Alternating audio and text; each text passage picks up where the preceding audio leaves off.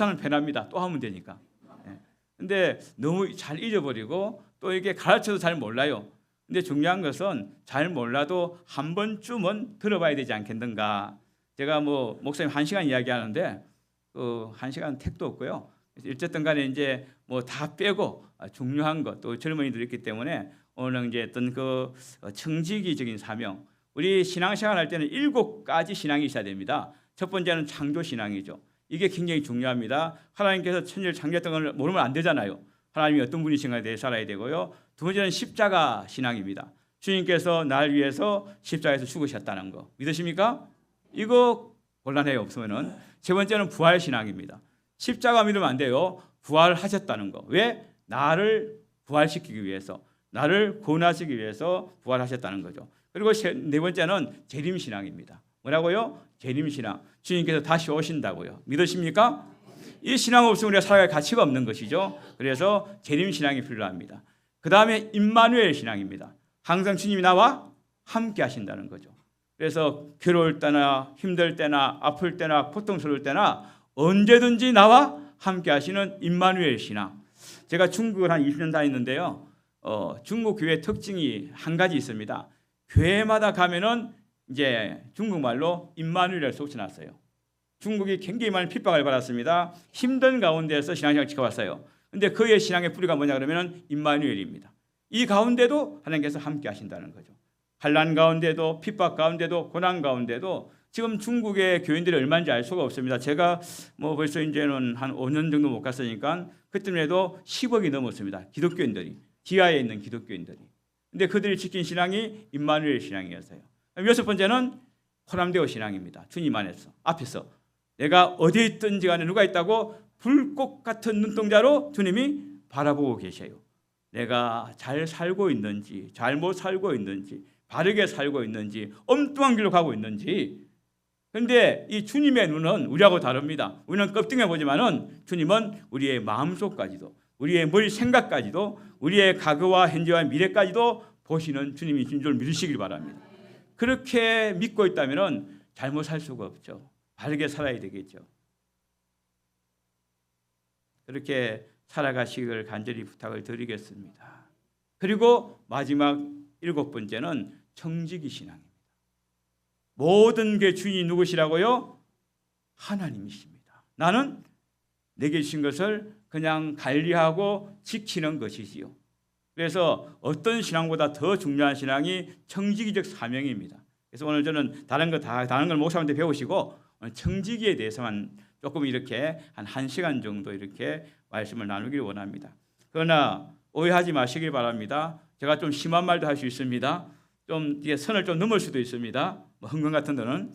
그러나 이 말씀은 우리 마성교회에서도 지금까지 7년 동안 계속했던 겁니다. 우리 교회에서 말 못하고 남은 교회에서 이야기하는 건 거짓말이에요. 그건 아니잖아요. 그래서 우리 교회에서 우리 성도들에게 가르치는 것을 그대로 이렇게 할 테니까 오해하지 마시고 좀 기분 나쁘셔도 그냥 아멘 하는 게 뭐 도움이 될 겁니다. 자, 이제 우리는 지금 이 세상 살아갈 때에 크게 두 세계가 있습니다. 이 상식의 세계가 있고 믿음의 세계가 있습니다. 과학이 통하고 지식이 통하고 내 경험이 통하고 내 실력이 통하는 일반적인 상식의 세계가 있어요. 다 우리가 이 세계에 살아가고 있습니다. 그런데 이 세상보다 한 단계 위의 세계가 있습니다. 이게 믿음의 세계입니다. 아멘. 기적을 믿고 치료를 믿고 하나님의 말씀을 믿고 하나님께서 살아 계심을 믿는 그런 세계가 어디 있다고요? 그 위에 있는 거예요. 그러나 일반 교회들도 일반 상식의 세계에 살아가고 있습니다. 믿음의 세계를 안 믿어요. 치유를 안 믿어요. 기적을 안 믿어요. 저는 믿습니다. 왜? 성경에 기록되어 있기 때문에 믿는 거죠. 우리가 교회는 두 날개를 가지고 살아야 됩니다. 그리고 운행되어야 됩니다. 한 날개는 말씀입니다. 이 말씀을 벗어난 신앙은 신앙이 아닙니다. 말씀을 벗어난 기적도 기적이 아닙니다. 모든 것이 어디? 말씀 안에서 이루어져야 되는 것이죠. 특히 우리 침례교회는 말씀 중심의 교회입니다. 그래서 말씀 속에서 뭘 이루어져야 되고 두 번째는 성령 사역입니다. 말씀 사역과 성령 사역이 교회의 두 날개인 줄로 믿으시길 바랍니다. 성령께서 역사하시면은 죽은 자도 살 수가 있고 모든 병든 자도 치유될 수가 있고 인생의 모든 문제 다 해결될 줄로 믿습니다. 아멘이십니까? 이제 우리 사냥교회도 끊임없는 이 성령의 역사가 있는 교회 되시기를 부탁드리겠습니다. 조금 더 발전하면 이제 또 두 개 더 있어요. 날개는 4개가 있을 수가 있어요. 두 개로 있으면 날개는 쉽지만은 이게 공중에서 제대로 활동을 못해요. 그런데 잠자리라는 곤충 보면은 날개 4개예요. 이 4개의 특징이 뭔지 아십니까? 공중에 부양해가지고 먹는단 말이에요. 두 날개도 필요한데 그것은 조금 더 발전되어지면 그 두 날개는 하나님의 음성을 듣는 겁니다. 하나님의 음성 듣고 살아가는 그러니까 그게 중요한 것이고, 두 번째는 이 치유의 역사. 이 4가지가 있으면 참 좋은 교회죠. 그래서 말씀 중심의 성령 사역을 하되 하나님의 음성을 들으면서 끊임없이 치유 사역을 하는 것. 치유라는 것은 육신의 껍데기 고치는 게 아닙니다. 치유는 여러 가지가 있어요. 첫째는 내 영이 회복돼야 돼요. 아멘. 내 마음이 회복돼야 돼요. 심령 내적 치료를 얘기하는 거죠. 내 육신이 회복돼야 돼요. 네 번째는 환경이 회복돼야 되는 거예요. 이 지금 환경이 병들어 있잖아요. 자연이 병들어 있잖아요. 이것도 치유 사역입니다. 그래서 치유 사역은 4가지를 통틀어 이야기하는 거예요. 그래서 교회가 이 사역에 무관심해도 안 되고 모른 척해도 안 되고 적극적으로 움직일 때에 하나님 교회가 건강한 교회가 되는 것이고 주님께 기뻐하는 교회가 된 줄로 믿습니다. 아무튼 우리는 어디 있다고요? 일반 상식의 세계도 살지만은 사실은 그 위에 믿음의 세계에서 살아가는 것을 기억하시길 바랍니다. 누가 이런 질문을 해요. 세상에서 가장 큰 기적이 뭐냐? 죽은 자가 살아나는 것도 기적이 될 수 있고 환자가 낫는 것도 기적이지만은 뭐라고요? 나 같은 죄인이 예수 믿어 구원받은 것. 이것이 세상에서 제일 큰 기적인 줄로 믿습니다. 가장 큰 은혜가 뭘까? 많은 것이 있겠지만은 말씀이 믿어지는 거. 아멘. 말씀을 들을 때 믿어지는 거. 말씀을 읽을 때 믿어지는 거. 말씀이 말씀되는 거. 가장 큰 축복이 뭡니까? 이거 제가 만든 겁니다. 가장 큰 축복은 내가 하나님께 쓰임 받는 거다. 재직으로 쓰임 받는 거. 주님 믿고 예수 믿고 복 받은 것도 정말 감사한데 내가 하나님께 쓰임 받는 것은 엄청난 축복이지요. 복 받으신 줄 믿으시길 바랍니다. 우리 기독교는 복의 종교입니다. 아멘. 그러니까 사마니즘 기복신을 얘기하는데 그걸 몰라서 하는 소리. 제가 복에 대해서 말씀을 드립니다. 복에는 이 히브리어 복에는 5가지 단어가 있습니다. 첫 번째 복이 뭐냐 그러면은 바라크라는 복이에요. 따라해 보세요. 바라크.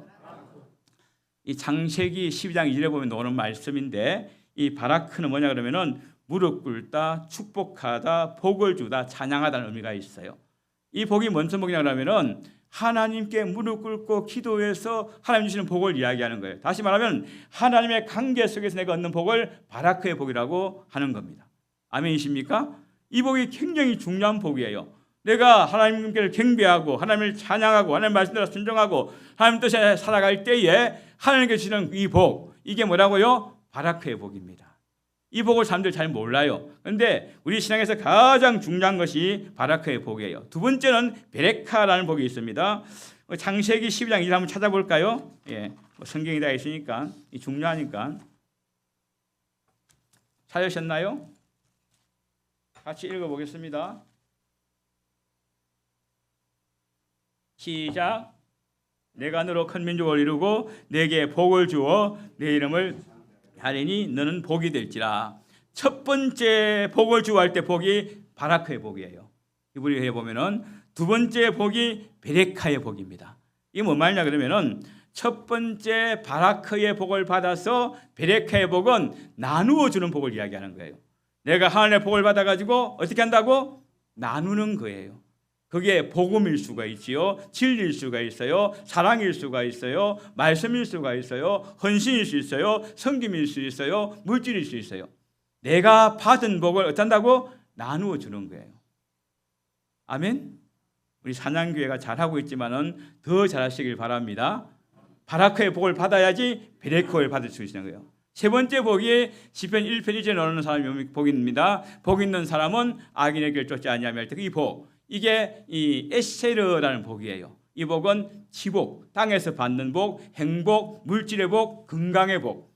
우리가 생각하는 복을 이야기하는, 일반적으로 생각하는 복을 이 에세르라고 이야기한단 말이에요. 다시 말하면은 하늘의 복을 받고 그것을 나눔의 삶을 하면은 하나님께서 에세르의 복을 주는 거예요. 이 복의 단계를 이야기하는 겁니다. 아멘이십니까? 네. 어디까지 오셨어요, 여러분들은? 그런데 사람들이 바라크의 복을 몰라요. 베레카의 복을 몰라요. 그리고 에스테르의 복만 받길 원해요. 그냥 잘 살길 원하고 오래 살길 원하고 내가 뭐 이렇게 행복하길 원하고. 그런데 기억하십시오. 바라크가 없으면은 베레카가 없고 베레카가 없으면은 에스테르가 없는 겁니다. 아시겠어요? 자가도 재직좀 되면은 교회 직분자쯤 되면은 어떻게 살아야 되겠어요? 좀 잘 살아야 되겠죠. 저도 목사지만은 돈이 많이 필요합니다. 그래서 기도할 때 하나님 제가 돈 많이는 필요 없고요. 한 300억만 주시면은 그거 가지고 이렇게 선교지에 교회도 좀 세우고 어려운 사람 좀 도와주기도 하고 좀 할 일 쭉 계산해 보니까 300원 필요하겠더라고요. 아직까지 기도 중입니다. 그런데 언젠가는 주시겠죠? 예, 저는 믿습니다. 왜? 그것도 복이니까. 여러분도 그러시기 바랍니다. 좀 교인들은 제가 뭐 이런 말 하기만 하지만은 가난도 저주입니다.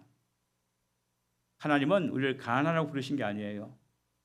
하나님의 거룩한 자녀들은 부해야 돼요. 영적으로 또 육적으로 심적으로 물질적으로 환경적으로 부하는 게 하나님의 뜻입니다. 그런데 왜 우리가 가난하게 삽니까? 하나님 뜻이 아니라니까요. 부자 되시기 바랍니다. 네. 바라크의 복, 베레카의 복, 에시레의 복. 네 번째 아시레의 복은 이게 진짜 좋은 복입니다. 이 복은 다른 사람이 나를 복되도다 인정해 주는 거예요. 밖에 나가면 시장에 나가면은 사람들이 참 복받은 사람이라고. 예수 믿으니 복받은 사람이라고. 믿음으로 사니 복받은 사람이라고. 안 믿는 사람이 나를 향해서 복받은 사람이라고 불러주는 게 뭐라고요? 아시레의 복이란 말이에요. 아멘이십니까? 그렇게 살았으면 정말 좋겠어요. 헬렉하는 복이 있는데 이거는 이제 분깃, 분배, 유산을 이야기하는 겁니다. 유산도 복입니다. 특히 믿음의 유산은 더 큰 복이지요. 그래서 유산도 복이 되는 거죠. 그래서 성경 히브리에 보면은 복에 대해서 많이 나오지만은 제가 요약해 보니까 5가지 정도의 복이 있는데 작아도 재직들은 이 복을 받으시기를 축복합니다. 어떤 복? 바라크의 복, 베레카의 복, 에스레의 복, 아시레의 복, 그다음에 헬렉의 복까지 받으시기를 바랍니다. 오늘 우리 교회에서 이야기했는데 울산 방어진 제일교회에 가면은 좀 큰 교회가 있어요. 그 교회가 제가 한번 간증을 들었는데 지금은 6대가 되었습니다. 이 6대로 그 교회를 섬겨요. 제일 1대 할아버지가 그 교회를 개척했어요. 열심히 섬겼어요. 2대 할아버지가 지었어요. 그 교회를 아들이. 손자가 운영을 했어요. 그다음 그 손자의 손자가 지금 이제 4대째, 5대째가 장로예요. 그러니까 한 가정이 6대째 섬기고 있어요. 여기도 아마 있을 것 같은데 6대째 섬기고 있으면서 다 장로님이에요. 그것도 모든 사람들에게 덕이 되는 모델 신앙이 필요해요. 건물도 모델 하우스가 필요하듯이 신앙도 모델이 필요한 거예요. 찬양교회 모델이 누굽니까? 목사 빼놓고. 저렇게 하는 게 장로구나. 저렇게 하는 게 큰사구나. 집사님 저렇게 하는 게 집사구나. 뭐가 필요하다고요? 젊은이들이 볼 때에 모델 신앙이 필요해요. 모델은 2가지가 있습니다. 잘된 모델이 있고 못된 모델이 있어요. 저렇게 살면 안 되는데 그런 모델 말고 저렇게 살아야 되는데 저게 장로의 삶인데 저게 근사의 삶인데 저게 집사의 삶인데 목사도 마찬가지죠. 저게 목사의 삶인데 인정받는 거 그게 복이에요. 아시겠어요? 우리 이제 산양교회도 대를 이어가지고 자손 만대에 교회를 섬길 수 있는 그런 건강한 교회 됐으면 좋겠어요. 큰 교회 별로 안 좋아요. 건강한 교회가 좋아요. 아멘이십니까? 그게 좋은 교회지요.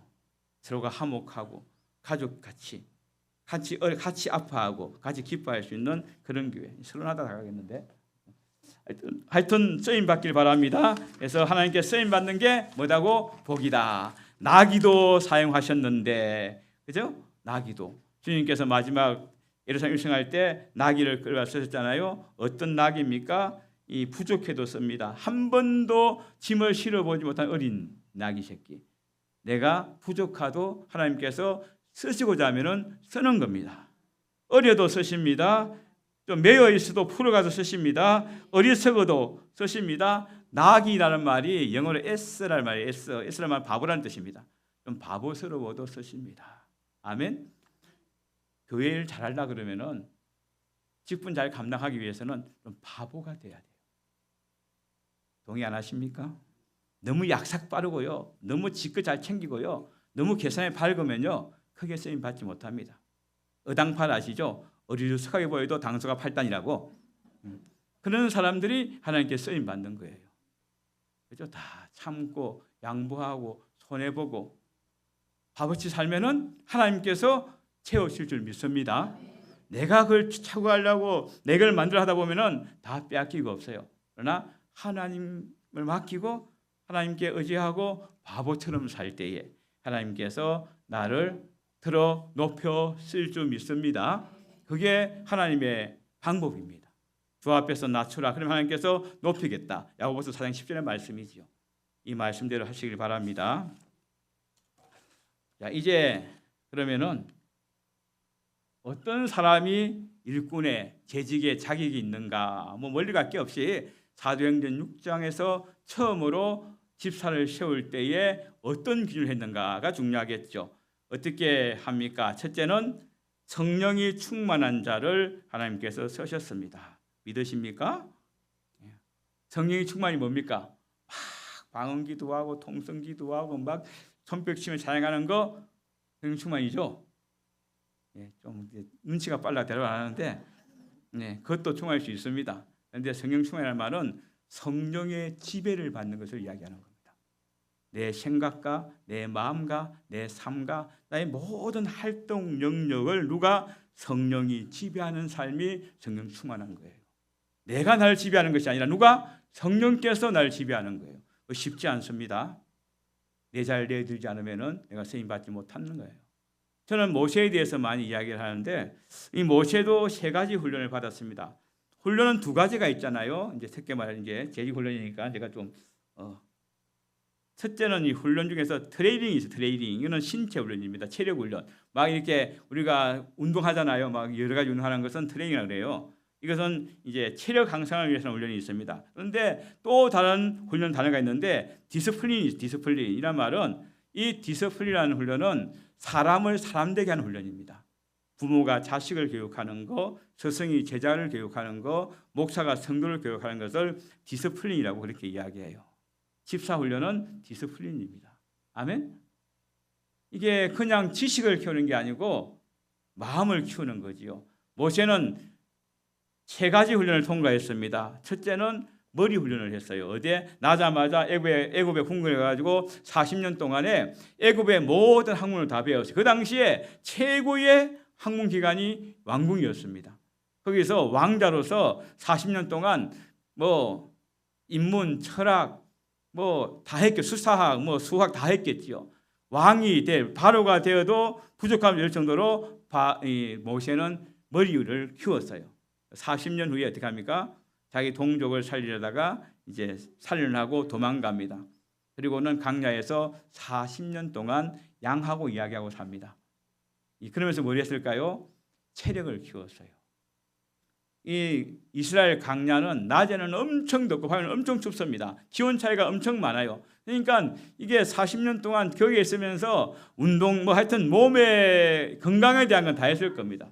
그래서 40년 동안에 체력을 했을 것이다. 그리고 마지막 40년 이제 모세가 하나님의 명령을 받고 출애굽기 3장 이후에 보면은 출애굽하잖아요. 그러면서 중요한 게 뭐냐 그러면은 모세가 지금 걸어가는 그 지역은 지난 40년 동안 다 자기가 갔던 곳입니다. 양을 키우면서 이게 강야 곳곳을 다니면서 어디에 풀이 있는지, 어디에 오아시스가 있는지, 어디에 뭐가 있는지 다 아는 상황이었어요. 그런데 40년 동안 이렇게 백성을 이끌어가면서 어떻게 합니까? 하나님께서 이끄는 대로 구름 기둥 불기둥으로 가는 것을 보게 됩니다. 한 번도 자기의 마음대로 이끌지 않았어요. 이게 뭐냐 그러면 마음 훈련입니다. 아시겠어요? 지금 우리에게 뭐가 필요합니까? 마음 훈련이 필요해요. 그거 내가 아는 건데, 내가 경험했는데, 그거 누구보다 잘하는 건데, 그럼에도 불구하고 어떻게 하나님께 물어보고 하는 거예요. 하나님의 음성을 듣고 이야기하는 것이죠. 믿으십니까? 그래서 어떤 일을 결정할 때 누구에게 물어보라고? 하나님께 물어보셔야 돼요. 저는 그렇게 이야기합니다. 회의할 때 우리 교회는 회의가 좀 없습니다. 기도하면서 이렇게 하는데 독재가 아니고 그냥 회의가 없습니다. 회의하면은 기도하라고 하고, 기도하면 한 성령께서 기도하니까 똑같잖아요. 분쟁과 다툼이 있을 수가 없는 겁니다. 아멘이십니까? 근데 왜 문제가 생깁니까? 지 생각을 앞세우니까 문제가 생겨요.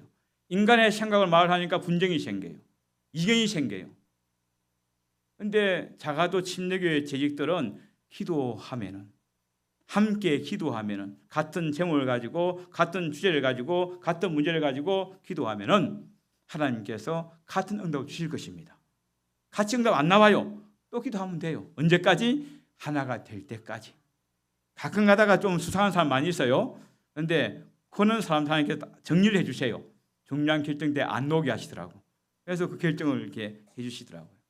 중요한 게 뭡니까? 하나님께 물어보고 하는 거. 그게 뭐라고요? 마음 훈련이지요. 목사도 마찬가지입니다. 저도 목사를 해오고 있지만은 늘 생각하는 것이, 하나님, 내가 주님 앞에 걸림돌이 되지 말게 해달라고. 목회자가 누굽니까? 제익이 누굽니까? 하나님과 성도 사이에서 중보하는 역할을 하는 거예요. 그런데 나한테 막혀가지고 하나님의 복이 성도에게 못 흘러가면은 내 죄예요. 그래서 하나님, 내가 다른 건 몰라도 하나님의 그 복과 뜻과 말씀이 성도에게 흘러가는 데 있어가지고 방해꾼만 되지 않게 해달라고. 그래도 80점 될 것 같아요, 보니까. 그렇잖아요? 내가 교회 장로로서, 내가 목사로서, 권사로서 혹시 걸림돌이 되지 않는가 회개해야 되는 것이죠. 그래서 걸림돌만 안 돼도 80점은 돼요. 믿으십니까? 저도 이제 올해가 40년째 이제 목회자 생활을 하고 있는데, 여기는 아니지만은 다른 데서는 제가 이렇게 장로님들, 목사님들 많이 세웠습니다. 안수를 주면서 지체하면서 한 가지 이야기를 해요. 집사님은 안수 점수가 50점이라고 되게 실망을 해요. 목사님은 목사들 자격이 50점밖에 없다고.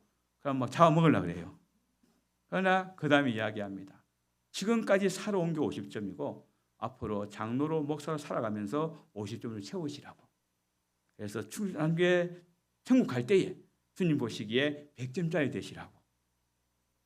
이해하시겠어요? 지금 저도 50점짜리입니다. 아직까지는. 계속해서 이렇게 채워나가야 되겠죠. 주님 보시기에 합당하게. 제가 신학대학교 4학년 졸업반일 때에 그때 목회학 교수님이 이정희 교수님이셨어요. 그분이 다른 것도 제가 많이 기억나는데 교수님들의 그 말이 이렇게 제가 잘 기억하거든요. 이분이 마지막 시간에 우리 학생들에게 그렇게 이야기했어요. 신학대학교 4학년 때. 그래서 너희들이 나중에 나가서 목회할 터인데 두 가지만 명심하라 그랬어요. 첫째는 유능한 목사가 되지 말고 신령한 목사가 되어라. 두 번째는 인기 있는 목사가 되지 말고 실력 있는 목사가 되어라. 그때는 이해를 못했어요. 아니, 저분이 무슨 말 하시는 거냐고. 사람이 유능해야지, 인기가 있어야지. 그러나 목회를 하다 보니까 그게 진리더라고요. 오늘 얼마나 많은 사람들이 유능합니까? 컴퓨터도 잘하고 말도 잘하고 설교도 잘하고 굉장히 유능해요. 그러나 신령한 사람들은 그렇게 많지 않더라고요. 얼마나 인기 있습니까? 찬양도 잘하죠, 뭐도 잘하지만 다 잘해요. 인기가 끝이 나요. 목사들도 그렇고. 그러나 실력 있는 목사는 그렇게 많지 않은 것 같아요. 저는 재직시민이니까 재직들에게 말씀드립니다. 유능하지 마시고 신령하십시오. 인기 찾지 말고 실력으로 하나님께를 섬기세요. 저는 제가 가는 곳마다 지금까지 수없이 많은 세미나를 하고 집회를 다니면서 특히 목회자 세미나 때는 제가 이 말을 꼭 합니다. 이 마지막 시대에 유능하지 말고 신령하라고. 인기에 죽고 살지 말고 실력 있는 목사가 되라고. 목사는 평생 공부하는 거라고. 지금도 공부하고 있거든요. 계속 공부해. 그래도 부족합니다. 처음에는 막 설교할 때는 그냥 막 얼마나 그냥 제 나름대로 야, 나는 설교가야. 제가 신학교 1학년 때부터 부흥회 다녔습니다. 그런데 어느 순간에 보니까 얼마나 부끄러운지요. 지금은 너무 부끄러워. 그래서 막 이게 설교학 박사학위도 공부하고 막 공부하면서 이렇게 여러 가지를 공부를 하면서 참 아직도 부족하구나. 부족하죠. 그래서 저를 이야기합니다. 아직 실력 있는 목사는 안 됐다. 신령한 목사는 꿈도 못 꾸고 있다. 내 인생을 바라볼 때 너무나 안타깝다는 거죠. 아무튼 성령 충만이 뭐라고요? 성령의 지배를 받고 성령의 사로잡혀 사는 것이 성령 충만이다. 어떨 때 성령 충만할 수 있느냐? 기도에 힘쓸 때, 말씀 가운데 거할 때에, 목사님들이 주의종들이 안수할 때에 성령이 임했다고 성경 우리에게 말씀하고 있습니다. 어떻게 성령 충만을 할 수 있는가? 성령을 알아야 합니다. 성령은 배우는 게 아닙니다. 성령은 받는 겁니다. 아멘.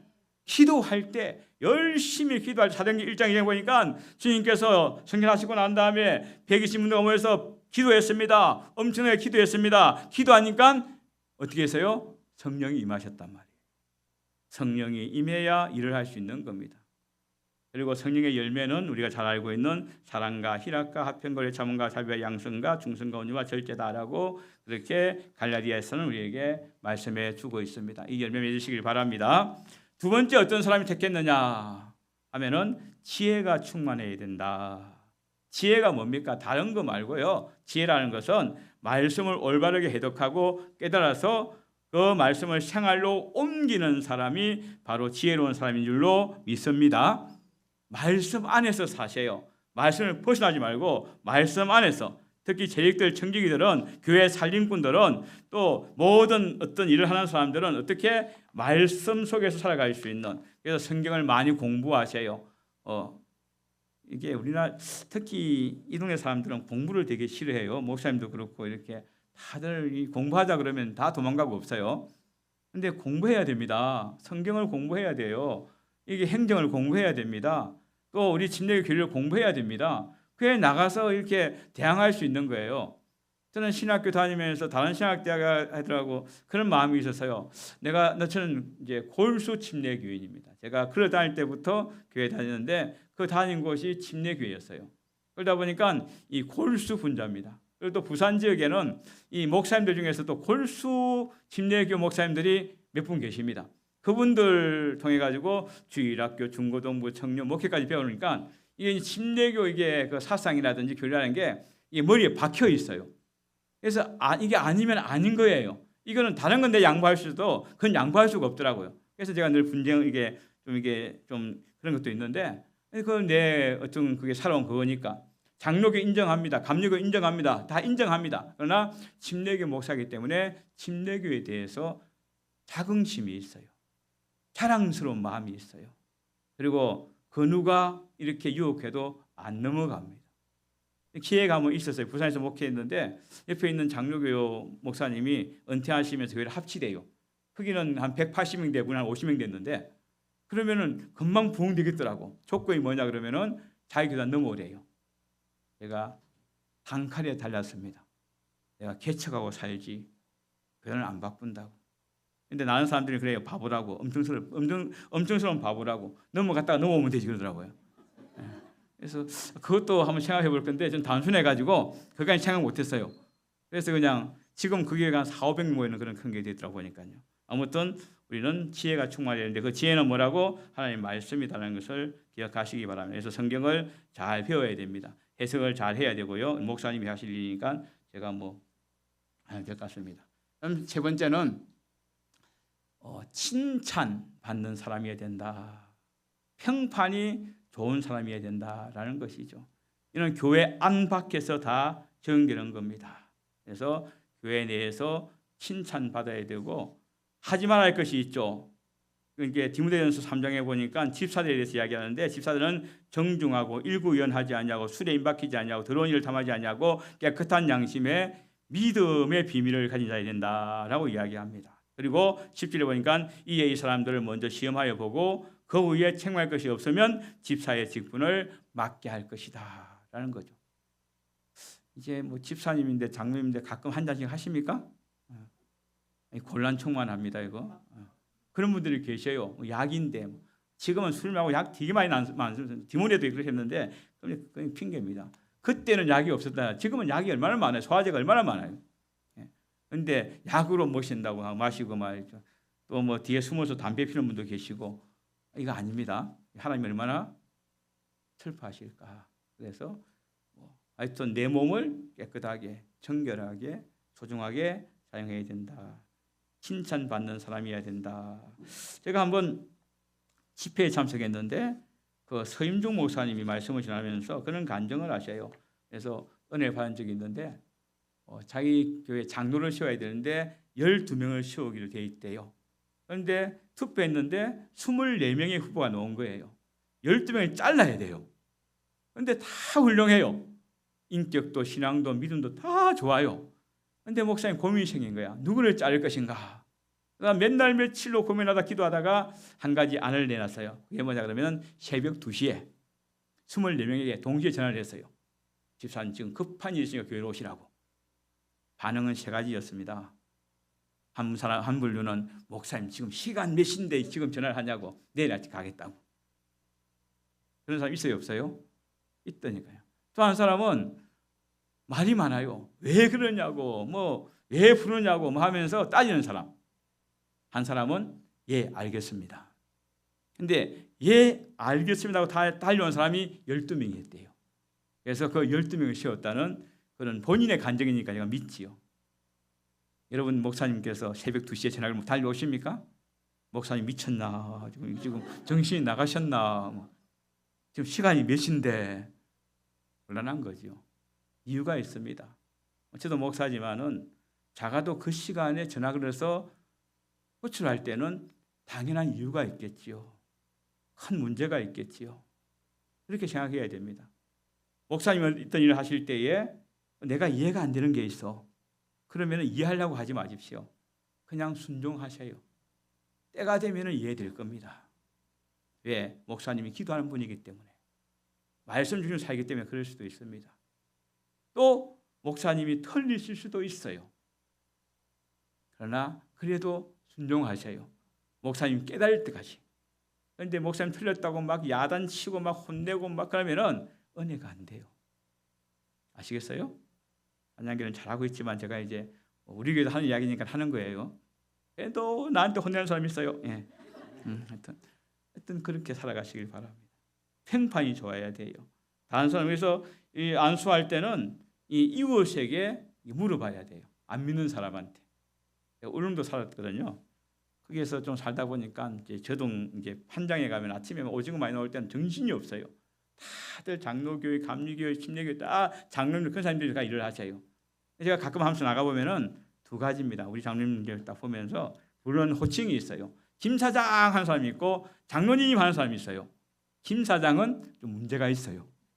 장로님 안 믿는 사람들이 장로님 보고 장로님 하면은 그래도 장로로서 살아가는 거예요. 그런데 분명히 초등교회 장로인 줄 아는데 이 안 믿는 사람들이 김 사장을 부르면은 문제가 좀 있어요. 무슨 말인지 아시겠어요?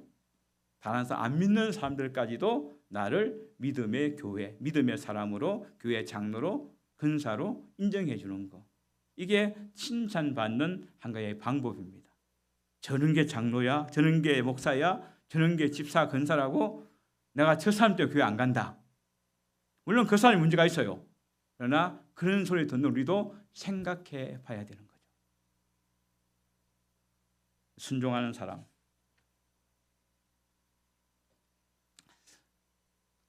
이 순종은 참 힘듭니다. 그런데 우리가 해야 될 일 중에 하나입니다. 예수님께서 이 땅에 오셔가지고 3년 반 동안 사역하시면서 36가지의 기적을 행하셨어요. 처음에 요한복음 2장에 물을 포도주로 만드는 것부터 시작해가지고 마지막 겟세마네 동산에 잡힐 때에 베드로가 말고의 길을 쳤을 때에 그것을 잡아 붙이는 게 기적이라고 한다면은 36가지가 돼요. 그런데 이 36가지 기적에 공통 분모가 있어요. 그게 뭐냐 그러면 순종이라는 겁니다. 아멘. 기적을 원하시면은 말씀에 순종하셔요. 목사에 순종하는 것이 아니라 말씀에 순종하셔요. 요한복음 2장을 보십시오. 가나의 혼인잔치에 갔는데 가장 중요한 보리가 떨어졌어요. 마리아가 와서 주님께 부탁합니다. 선생님, 이 잔치가 아직 한참인데 가장 중요한 포도주가 다 떨어졌습니다. 주님 뭐라고 말씀하십니까? 여자여, 내가 무슨 상관이 있나이까? 라고 이야기합니다. 그때 마리아가 어떻게 이야기합니까? 제사장에서 선생님이 시킨 대로 하라고 갚으래요. 그 포도주가 떨어진 그 사건을 예수님께 책임 맡기고 갚으린 거예요. 근데 아마 성경에 안 나와 있지만은 옆에 있는 종들이, 제자들이 멀뚱멀뚱 주님을 쳐다보고 있을 겁니다. 주님이 뭐라고 말씀하십니까? 항아리가 있느냐? 6개 있습니다. 거기다 물을 갖다 부으라 이야기해요. 아마 저 같으면 그렇게 했을 겁니다. 아니 예수님, 지금 떨어진 건 물이 아니고 포도주라니까요. 왜 물을 부으라 하십니까? 따질 수가 있어요. 아무도 말하지 않습니다. 다 부었습니다. 9가지 찼느냐? 찼습니다. 그러면 떠다가 인회장에게 갖다 주어라라고 이야기하죠. 또 이야기할 수 있습니다. 아니 지금 예수님 무슨 말을 하시냐고, 필요한 건 물이 아니고 포도주라고, 지금 보니까 다 취한 것도 아니고 알딸딸한데 이거 갖다 주면 맞아 죽습니다 라고 이야기할 수 있어요. 그러나 한 사람도 거부하지 않고 순종합니다. 저는 물을 떠가지고 가는 순간에 물이 포도주로 바뀐 줄로 믿습니다. 순종이 기적을 만드는 거란 말이에요. 우리의 이성으로 안 맞아요. 생각으로 안 맞아요. 지식으로 안 맞아요. 하길도 안 맞아요. 이거는 물이 포도주가 될 수가 없어요. 그럼에도 불구하고 주님 말씀하시니 순종하는 거, 이게 뭐라고요? 기적을 낳는단 말이에요. 오늘 우리 산양교회가 날마다 기적이 나오길 바랍니다. 하나님의 말씀에 순종하시기 바랍니다. 가정에도 마찬가지고 사회에도 마찬가지고 기적이 필요하지 않습니까? 얼마나 악한 세대에 살아가고 있습니까? 이때 우리가 해야 될 게 뭡니까? 안 믿는 자들에게, 사람에게 보여줄 수 있는 게 뭡니까? 하나님이 살아계시다는 것이겠죠. 그래서 뭘 통해서? 기적을 통해서. 기적이 뭡니까? 남들이 할 수 없는 것들을 만들어내는 것이지요. 무엇으로? 믿음으로, 기도로 말이지요. 그리고 우리는 이제 영적인 삶을 살아야 되는데 우리는 하나님의 동력자들입니다. 믿으십니까? 하나님과 함께 일하는 것이지요. 우리의 삶의 우선순위가 어디 있습니까? 너희는 먼저 그의 나라와 그의 의를 구하라. 그리하면 이 모든 것, 먹는 것, 입는 것, 잠자는 것, 모든 것을 다 너희에게 더하시겠다라고 말씀하십니다. 믿으세요? 먼저 뭘 구하라고요? 그의 나라와 그의 의를 구할 수 있는 하나님의 동력자 되시길 바랍니다. 하나님의 동력자는 하나님이 어떤 일을 하시는가? 하나님이 제일 중요하게 여기는 일이 뭡니까? 바로 구원입니다. 인류 구원입니다. 복음 사역인 줄로 믿으시길 바랍니다. 복음을 열심히 전하시길 바랍니다. 그래서 저는 이 찬양이 부러운 게 뭐냐 그러면 점촌이 가깝다는 거. 점촌에 안 믿는 인간들이 엄청 많아요. 점촌 인구에서 교회 인원수 빼고 나면은 아마 엄청 많을 거예요. 다 몰려오길 바랍니다. 마성은 좀 멀어요. 그런데 점점 좀 산양 가까우니까 하여튼 이 산양 채우고 나오면 마성으로 보내면은 제가 책임지겠습니다. 아무튼 이게 교회가 어떻게 영혼 구원에, 인류 구원에 힘써야 되겠지요. 세상은 두 종류 사람이 있습니다. 우리 같이 예수 믿고 구원받은 사람들이 있죠. 또 한 종류는 누굽니까? 예수 안 믿고 지옥 갈 인간들. 아멘? 노멘. 아닙니다. 예수 믿고 구원받은 사람들. 앞으로 나를 통해서 구원받을 사람들. 두 종류밖에 없어요. 하나님은 한 사람도 지옥 가는 것을 원치 않으십니다.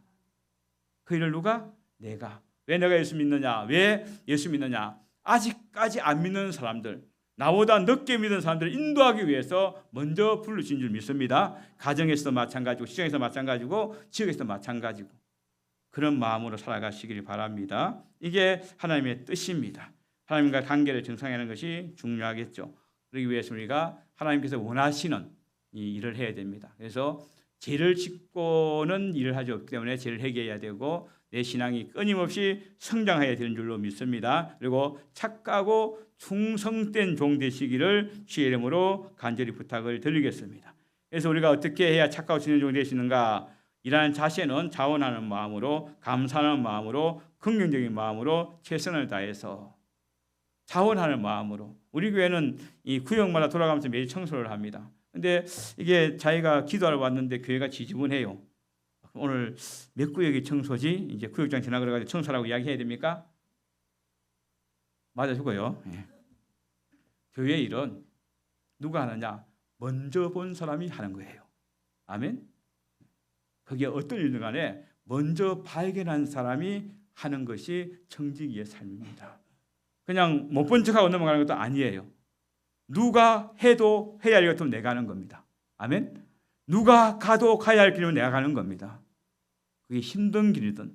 그런데 누가 해도 해야 할 일인데 좋은 일은 다 자기들이 하려고 그래요. 근데 좋지 못한 일은 안 하려고 그러죠. 누가 가도 가야 할 길인데 이게 좋은 일은 자기가 가려고 그래요. 좋지 않은 길, 고난의 길, 힘든 길, 어려운 길은 안 가려고 그래요. 그러나 누군가 가야 된다면은 내가 가는 겁니다. 그렇게 사는 것이 청지기의 삶이 되는 것이죠. 재직의 삶이 되는 것이죠. 믿는 사람들의 당연한 삶이 되는 것입니다. 그렇게 사시길 바랍니다. 그래서 언제 와도 이제 얼마나 우리 이제 지방의 교회들이 깔끔하게 되는지 모르겠어요. 젊은 목사님들이 많이 와가지고 저도 이제 폐물대 가거든요. 예. 저도 이제는 내리막길인데 굉장히 교회마다 다 이렇게 너무 참 좋아요. 근데 제가 어떤 작은 선배로서 이렇게 욕심이 있다면은 교회가 다른 교단에 비해 가지고 어느 지역이든지 간에 침례교회 컸으면 좋겠어요. 어느 지역이든지 간에 침례교회가 지금 우리도 가만히 살펴보니까 다 지역마다 교회들이 있어요. 그런데 지역마다 교회 가운데 침례교회가 더 많이 모이는 교회가 산양교회뿐이 없는가? 예. 다들 장로교회가 더 많이 모여요. 합류교회가 더 많이 모여요. 그래서 어디 가도 우리 침례교회가 역할을 감당할 수 있도록 그래서 하여튼 주님께서 기뻐하는 그런 교회가 되었으면 좋겠습니다. 청지기의 영적 생활은 중요한 것이 예배가 중요하죠. 뭐 이건 말하지 않겠습니다. 다 아니까 예배의 주체가 예배가 얼마나 중요한지 잘 아시죠. 이제 우리가 하나님 앞에 예배를 드릴 때에 하나님께서 받으시는 어떤 예배가 성공적인 예배인가? 하나님의 임재가 있는 예배가 그게 성공적인 예배입니다. 찬양도 마찬가지. 내가 막 시다사는 것이 아니라 누가 하나님이 임재하셔서 그것을 받으실 때에 찬양의 능력이 있는 거예요. 그럼 굳이 기도 안 해도 병이 낫고 문제가 해결되어지고 마음의 평화가 찾아오게 되어져 있습니다. 그렇게 하나님이 임재하는 예배 같으면은 저 교회 문을 들어서는 순간에 성령을 체험하게 됩니다. 그래서 수많은 교회를 다니고 많은 집회를 했는데 가면 딱 반응이 두세 가지가 있어요. 첫째는 어떤 교회는 딱 가면은 뭔가 확 오는 게 있어요. 하나님의 임재하심. 찬양하는 데 들어가면은 내가 막 이제 밀리라 같은 그런 교회가 있어요. 그런 데는 그냥 말씀을 던지면 다 받아요.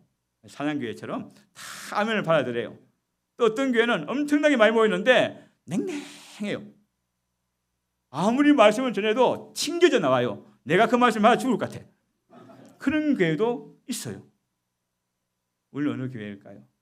성령이 임재하고 역사하시고 하나님이 받으시는 그런 예배가 인원수에 관계없이 그게 좋은 교회고 좋은 바람직한 예배인 줄로 믿습니다. 우리 산양교회가 그렇게 커가시기를 주의 이름으로 간절히 부탁을 드리겠습니다. 세 번째는 복음 전도. 이건 우리가 다 아는 이야기지만은 복음을 알고 복음을 믿고 복음을 바로 전하고 복음을 사랑해야 되고 복음을 나누어 주어야 된다. 아시겠죠? 예, 잘하고 있으니까. 제 친구 중에 하나가 이제 울릉도 남양에서 목회를 하는데 재용남 목사라고 지난번 갔다 왔는데 좀 이렇게 그 교회가 전도에 미친 교회예요. 얼마나 미치냐 그러면은 매주 이렇게 그 치킨도 튀기고 그다음 샌드위치도 하고 뭐 해가지고 그 마을 전체로 다 이렇게 나눕니다. 근데 그 다른 교회 교회가 붙어 있는 거 빼놓고 다 다녀요. 그게 한 10년이 넘어 한 15년 된 것 같아요. 제가 저도 가끔 가다가 이제 전화가 옵니다. 치킨 먹으러 오라고. 치킨 할 때만 저를 불러요. 그래서 가서 이제 먹으면서 나는 이 교회 협동 목사다라고 이야기하면서 하는데 제가 지난번에 갔다 왔는데 갔다 오니까 그 교회가 울릉도에서 90명 모이면 많이 모이는 겁니다. 막 차가지고 교회를 지어야 된대요.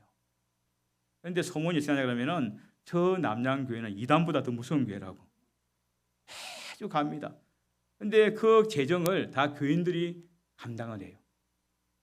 교회에서 하는 것이 아니라 어떤 분들은 막 몇십만 원씩 한 달에 투자해가지고 밥도 사주고 선물도 하고 해가지고 교회 올 때까지 이렇게 하는 거죠. 야, 참 아무나 할 수 없는 사역이다. 그런데 주님께서 참 기뻐하시겠구나. 아멘이십니까? 네. 복음 전도를 위해서 뭔가 좀 열심히 했으면 좋겠어요. 작아도 이단 소리 한번 들어보는 것도 괜찮아요. 네. 주님이 아니면 되니까. 그것도 이단들 말 아니고. 네. 아무튼 열심히 복음 전해가지고 우리가 안타까운 게 뭐냐 그러면 지금 한국 교회에 이단이 150개 정도가 있습니다. 그리고 100만, 300명, 어떤 분은 100만 명, 어떤 분은 150만 명, 어떤 분은 300만이라는데 작아도 4분의 1이 이단이에요. 지금 현재 이단 사역자들, 이단 전문가들이 말하기로는 엄청나게 많은 거예요. 지가 하나님과 예수라고 하는 사람 45명이 돼요. 한국에만. 근데 이단을 수출합니다. 뭐 캄보디아, 인도네시아, 뭐 필리핀 가보면은 한국 이단이 다 들어와 있어요. 하여튼 이게 굉장히 이게 영적으로 어려운 시대를 살아가고 있습니다. 그런데 이단에게 우리가 좋은 걸 다 빼앗겼어요. 가 집집마다 방문하면서 전도하는 거, 개인적으로 막 그냥 진돗개처럼 물고 늘어지는 거 다 빼앗겨 버렸어요. 좋은 것, 전도 방법은 우리가 회복해야 될 줄로 믿습니다.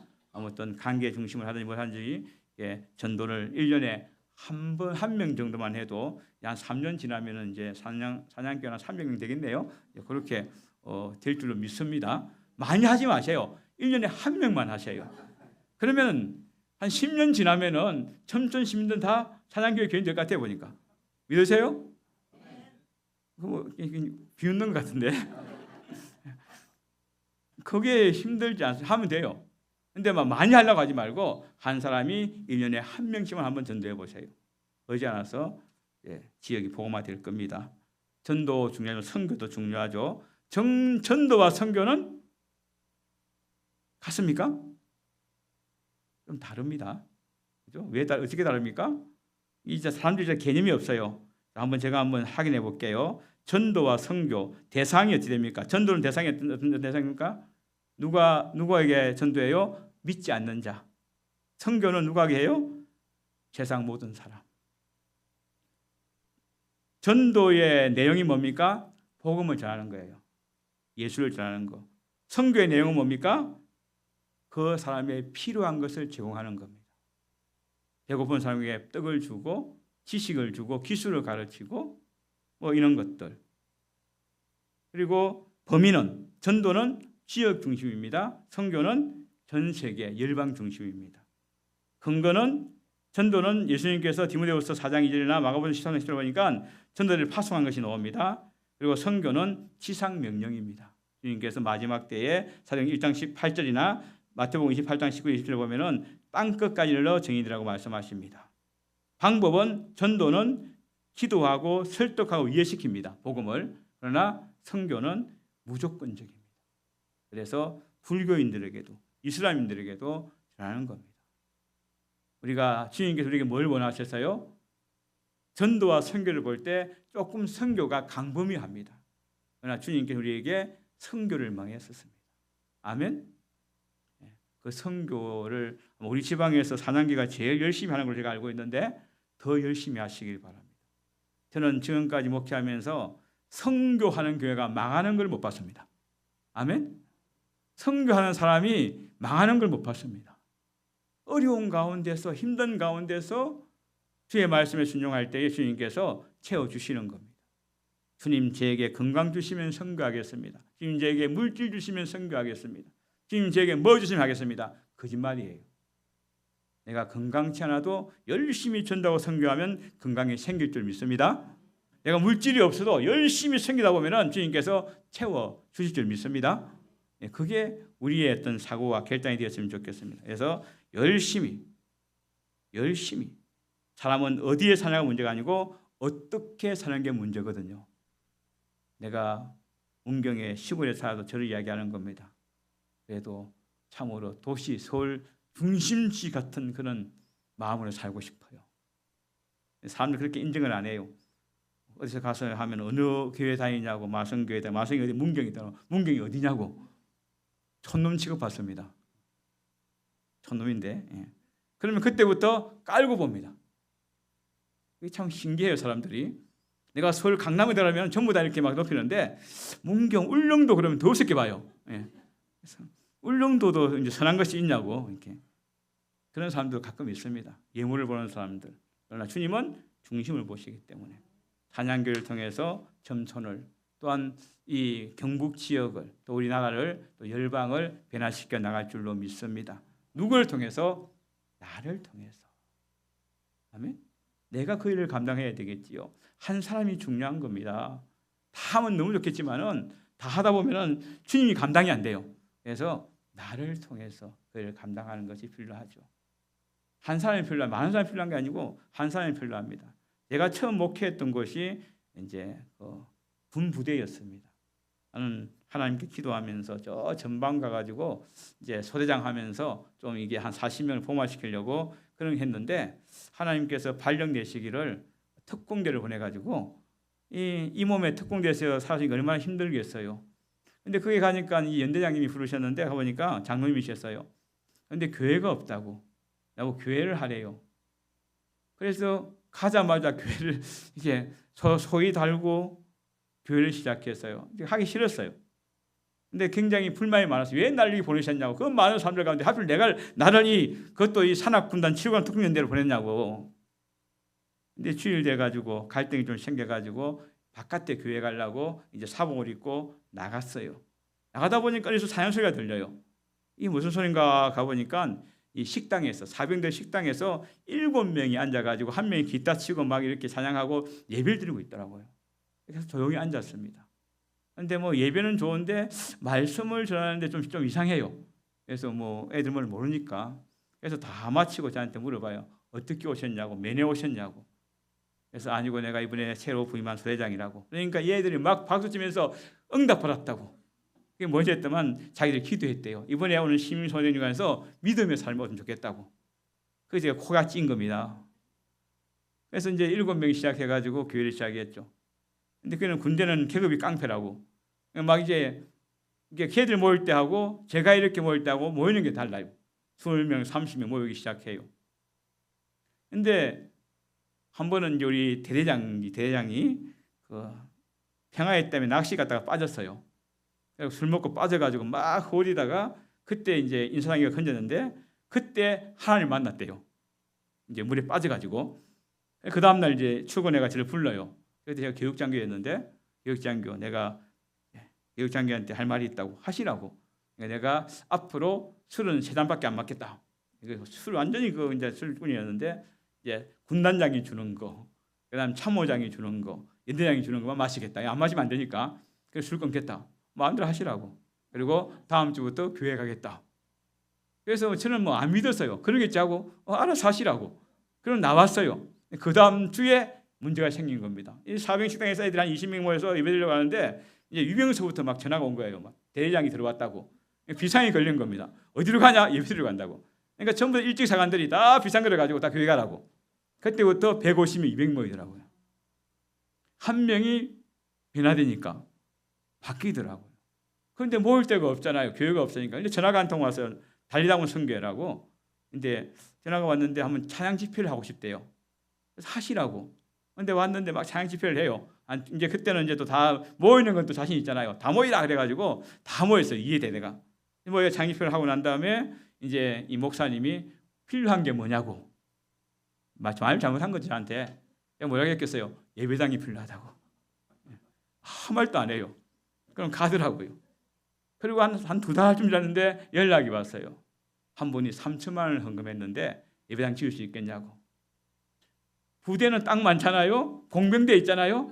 충분해요. 공병대 전화 그래가지고 이제 후배가 이제 서장이었는데 너 와서 봉사해라. 그러니까 숙식만 제공하면 오겠대요. 그래서 와가지고 교회를 지었습니다. 60평의 건물을 지었죠. 그게 미실령 군인교회입니다. 제가 처음에 이제 한 목회한 교회지요. 제가 놓을 때에 근데 또 한 명이 또 이제 대회장이 와서 보니까 자기는 간사가 입히지만은 이 다른 분 간사들은 멀리 있었거든. 한 20분 정도. 그러니까 왜 가족들은 안 하고 그래요? 가족들이 와야 되는데 안 보이는 거야. 그러니까 그 다음 주부터 이제 군인 가족들 가운데 믿는 사람이 오기 시작한 거예요. 교회가 되어 가더라고요. 제가 나올 때 이제 한 200명이 출석하는 그런 교회를 만들어 놓고 나왔습니다. 이거 뭘 이야기하냐면은 한 사람이 중요하다는 거죠. 한 사람이. 하나님께서 한 사람이 중요한데 그 한 사람이 내가 되자는 것이지요. 내가 될 때에 교회 부흥의 마중물이 되는 것이고 교회 부흥의 핵심이 되는 것이고 다른 사람 보지 마세요. 뭐 강장로 하시라고 박장로 하시라고 그렇게 하지 말고 이장로 하시라고 하지 말고 내가 하면 되는 거예요. 나이 상관없어요. 100세 시대에 80은 청춘입니다. 아멘이십니까? 유엔에서 그렇게 했어요. 현재 나이는 현 나이 곱하기 0.7이에요. 그러면 65세까지가 청년이에요. 35세까지가 청소년이에요. 99세까지가 그때 이제 노인이 되는 거예요. 그러니까 뭐 아직까지 100세 안 됐으니까 청춘입니다. 남은 시간에 뭐 하시겠어요? 뭔가 남겨가야 되겠지요. 그래서 주의 복음을 전가하는 일에, 선교하는 일에 그렇게 하시기 바랍니다. 이 언제까지 해야 되는 거예요? 끝나야 되는 건가? 1시간 했으니까 1시간 다 돼간 것 같은데. 예. 한 5분만 더 하고 끝내겠습니다. 이렇게 하다 보면 한 3박 4일. 제가 집회를 가면은 새벽에는 말씀 집회, 낮에는 청지기사님이나 저녁에는 치유 집회를 합니다. 그래서 이제 그런 집회를 다닌다고 이제 해외 다닌다고 잘 안 가는데 이 재직 세미나도 3박 4일은 해야지 그게 재직 세미나라고 되는데 지금 1시간 가지고는 맛만 보시라고. 이제 중요한 게 이제 뭐 덜 지기 싫어하는 거죠. 헌금 이야기 좀 하겠습니다. 헌금은 해야 됩니다. 복 받으려면. 한경기 목사님이 나중에 은퇴하시고 난 다음에 남한산성에서 그 수련장이 있었는데 수련장에서 이제 목회들 모아놓고 이렇게 세미나를 했습니다. 한 300명 모였는데 그 중에 이제 세미나 마치고 나면 질의응답 시간에 이제 한 젊은 목사가 질문을 하는 겁니다. 목사님, 한평생 목회 오시면서 성공적인 목회를 하셨는데 동방의 의인이라고 그렇게 부르는데 목사님 혹시 목회하는 가운데서 혹시 내가 아쉬웠던 점이 있다면 무엇이겠습니까? 라고 질문했어요. 많이 기대했죠. 한경이 목사님 이렇게 말씀했습니다. 내가 우리 성도들이 가난하다고 헌금을 강조하지 않은 것이 참 후회스럽다. 헌금하면 복 받는데 나중에 알게 됐다는 것이죠. 여러분 하나님께 드리면 하나님께서 책임져 주실 줄 믿습니다. 믿음이 있어야 되는 거예요. 믿음. 이제 2년 전인가 이제 저희 조카하고 딸하고 막내 딸이 둘인데 막내가 이제 중3입니다. 얘하고 이제 그때가 감사절이었던 것 같아요. 근데 이제 제가 이제 옷 입고 나오는데 지네들끼리 막 토론을 해요. 얼마나 감사해야 될까? 이제 자기들끼리 헌금해야 되니까. 그러니까 큰 딸이 이제는 나이가 되면 신학대학 졸업했는데도 믿음이 좀 없는 것 같아요. 그래서 5만 원 해야 되나, 10만 원 해야 되나 막 이렇게 갈등하고 있는 것 같아. 그러니까 막내가 하는 말이 야, 언니한테 하는 말이 받을 만큼 해. 지는 10만 원 하더라고요. 그래서 오늘도 보니까 뭐 또 헌금이 또 나왔던데 아무튼 그 애가 참 잘하는 것 같아요. 이제 중3인데도 돈 쫙 모아가지고 11조하고 절기헌금하고 생일감사헌금하고 생일감사헌금 같은 걸 보니까 그렇게 중학교 3학년인데 제가 뭐 우리 이야기니까 부끄럽지만은 하는 것이 오늘 뭐 보니까 감사헌금 15만 원이 나왔더라고요. 중3애가 생일감사헌금 15만 원 하더라고요. 누가 시킨 게 아니라 자기가 하는 거예요. 그래서 내가 얘는 싹수가 있구나. 그래서 3명 중에서 제일 똑똑한 놈을 목사시켜야 되는데 걔가 지금 1호입니다. 아들도 별로고 딸도 별로고 얘가 하면 되겠는데 꼬신다고 지금 힘듭니다. 아무튼 하나님께 드릴 때는 최선을 다해서 준비해서 열심히 하는 것이 그게 복 받는 건 줄로 믿으시길 바랍니다. 뭐 그런 이야기는 뭐 목사님이 하실 것이고 그 다음에 이제 제가 하고 싶은 이야기 중에 하나가 뭐냐 그러면은 작아도 우리가 감사헌금, 절기헌금 우리가 그 바리새인들, 서기관들 되게 욕하잖아요. 가지고 뭐 율법적이고 뭐 한다. 그런데 욕할 거 아무것도 없어요. 그분들요 일주일에 2번 이틀 동안 금식하고요. 10에 2.4배를 드려요. 그러니까 24%를 하는 게 덜해요. 11점 하는 것이 아니라. 우리 성도들 가운데 그런 분 몇 명이나 있을까요? 일주일에 이틀씩 금식해요? 자기의 소유의 2.4% 정도를 24% 정도를 하나님께 드리나요? 그러면서 바리새인들이 나쁜 놈이라고 이야기하지 말라니까 그 정도 해놓고 하시길 바랍니다. 그런데 이제 오늘 뭐 한 가지만 11조 이야기만 하겠습니다. 우리가 말라기 3장에 보면은 11조 이야기를 합니다. 그게 보니까 좀 넘어갔나?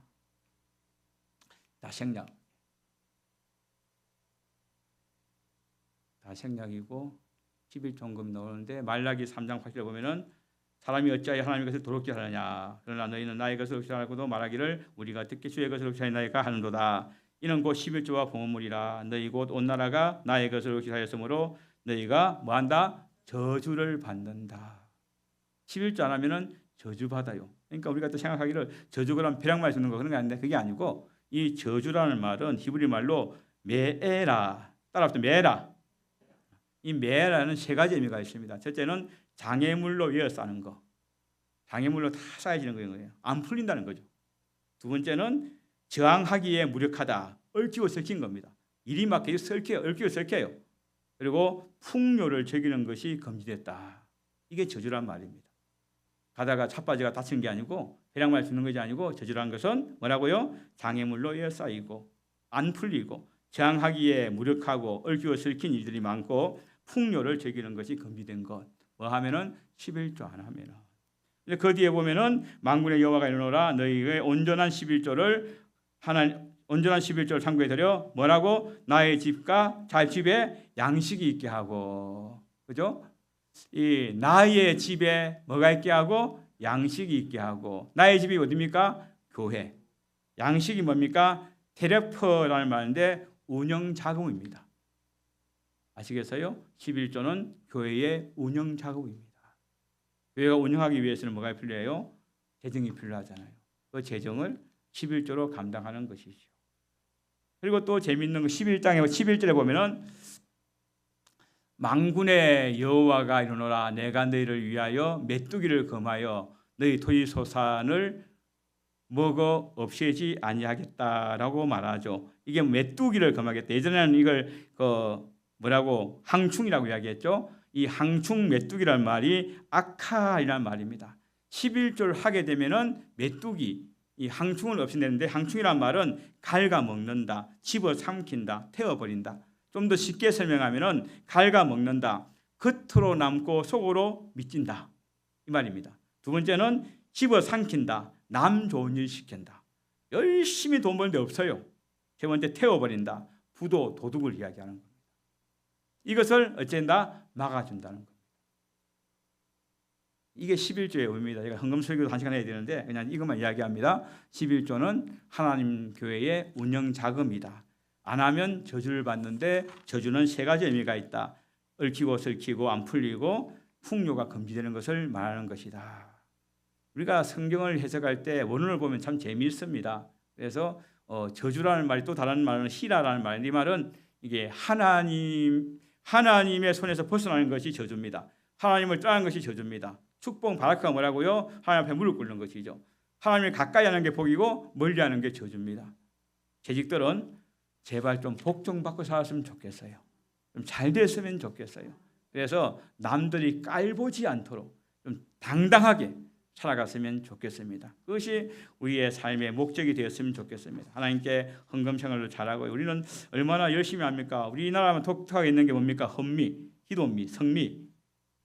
이거 참 독특합니다. 그런데 예전에 우리 어머니들이 어떻게 했습니까? 기도미잖아요. 아침에 밥하기 전에 식구 수대로 숟가락에 따가지고 이렇게 다 이렇게 해가지고 하나님께 드렸다고요. 기도하면서 우리 남편 잘 되게 해달라고, 우리 아들 잘 되게 해달라고, 우리 딸 문제 없게 해달라고 모아가지고 일주일에 가져온 것이 성미였습니다. 그 성미를 목사님들이 기도하고 먹었다고요.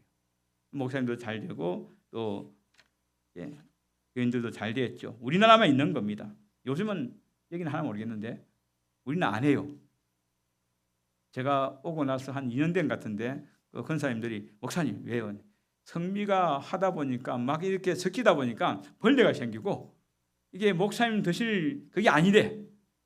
그래서 알아서 하시라고 하면서 내 마음에 좀 이렇게 그건 아닌데 그런 마음도 있어요. 또 성미 가지고 또 딴 데 쓰는 사람도 있어요. 하여튼 성미도 중요하고 절기연금도 중요합니다. 그다음에 이제 마지막 결론을 해야 될 거 아니에요. 결론을 말씀드리면은 우리가 주의 일을 감당하면은 주님께서 가버렸어. 다시 제일 끝으로 가면 돼요. 7가지 이제 보상이 있는데 아름다운 지혜를 얻는다, 믿음의 담력을 가진다, 그리고 큰 은사를 받는다, 생명의 멸류관을 받게 된다, 죽도록 충성하라. 그러면은 생명의 멸류관이라고 얘기했잖아요. 이 충성하고 믿음이라는 말이 같은 말입니다. 같은 단어입니다. 그래서 믿음으로 살아갈 때에 복을 받게 된다는 것이고 위로를 받게 되고 주인의 즐거움에 참여하고 경건한 자녀를 두게 된다라는 게 있고 마지막 축복은 배로 채워주시는 축복이 있습니다. 아멘. 심은 것 이상으로 채워주시는 것이요. 재물에도 복을 주십니다. 물질에 복이 좀 있습니다. 하나님이 갚아주시는 축복이 있습니다. 마음의 평화가 있습니다. 아무리 돈 많고 권력 많고 명예가 크다 할지라도 마음이 불편하면은 그건 지옥이거든요. 우리가 주님 앞에 이렇게 헌신할 때에 마음의 평화가 넘치고 생명의 면류관을 주신다. 맡은 사명 잘 감당할 때 로마서 8장 26절에 보니까 성령이 우리를 도우신다고 말씀하셨어요. 그러니까 우리가 열심히 하면 누가 돕는다고? 성령이 도우신다. 근데 그 도움 가운데 어떤 이 원래 이거 헬라어에 하나님이 사람을 도운다는 단어가 없었어요. 그런데 이 번역학자들이 단어를 만들었어요. 그 단어가 뭐냐면 시난틸 람바노마이라는 말을 맞는데 이거는 세 개의 단어를 합쳐서 하나의 단어를 만들었어요. 그게 뭐냐면 이 쉼은 장애물을 이야기하는 겁니다. 인생의 장애물, 건강이나 물질이나 사업이나 자녀에 대해 장애물이 있잖아요. 이게 장애물 플러스 나틸, 이 나틸은 움켜잡는 걸 이야기하는 거예요. 이 꽉 잡다, 움켜쥐다. 그리고 람바노, 보내다. 다시 말하면은 우리를 도운다는 것은 우리가 이렇게 살아갈 때에 우리의 모든 인생의 장애물, 삶의 장애물, 가정의 교회의 장애물들을 누가 주님께서 꽉 쥐고 어떻게 던져버린다는 거예요. 이게 도우신다는 뜻입니다. 계직은 열심히 주 앞에 살아갈 때에 하나님께 그렇게 도와주실 줄로 믿습니다. 그래서 하나님의 도우심이 있으면 그 누구도 방해하지 못한다는 것이지요. 그래서 앞으로 남은 생애가 뭐 삶을 얼마나 더 살겠어요? 한 50년 정도? 너무 오래 살지 마시고 100살까지만 사세요. 지금 80대 분들은 한 100살 살 거고 70은 110살, 60은 120살, 50대는 재수 없으면 150까지 살아요. 그래서 알 수가 없어요. 그러나 얼마나 오래 사는 게 중요한 것이 아니고 어떻게 살 것인가, 뭘 하면 살 것인가, 주님께서 기뻐하는 삶을 사는 것이 필요하겠지요. 우리 산양교회를 제가 주시해 보겠습니다. 얼마나 빨리 부흥되고 얼마나 건강하게 부흥되고 얼마나 많은 하나님의 일들을 해나가는지 기대하면서 기도하면서 보도록 하겠습니다. 기도하겠습니다. 하나님,